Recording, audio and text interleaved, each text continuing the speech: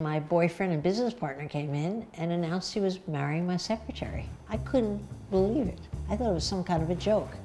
I'm Barbara Corcoran. I'm a shark investor on ABC's Shark Tank. I started my business when I was 23. It was a real estate brokerage firm, and I built it and sold it when I was 50. And since then, I've been in the TV business. My biggest belly flop happened one night when I was making pasta for my 3 stepchildren. And my boyfriend and business partner came in and announced he was marrying my secretary. I couldn't believe it. I thought it was some kind of a joke.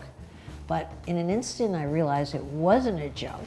And he said, take your time moving out. I took about a minute, grabbed my toothbrush, and got myself out of there. On the way out the door on that Friday morning, he said to me, "You'll never succeed without me."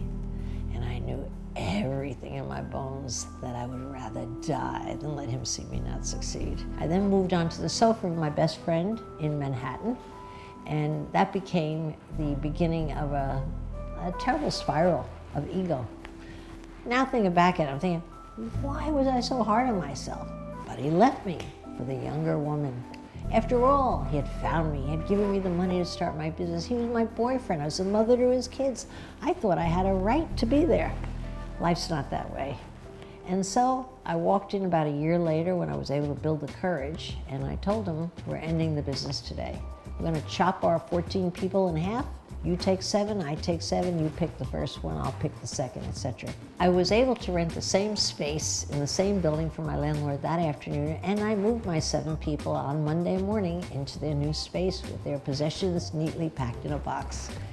And that was the beginning of my second business, which became really my fortune and my love in life. I published a lot of statistical reports on the marketplace that helped me build my business tremendously. I looked and I saw that we were #1.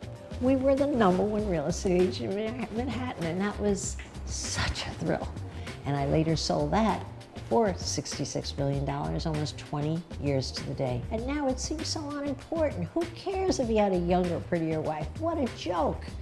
I got to be who I was, and it wouldn't have happened without that. It's just a bump along the way.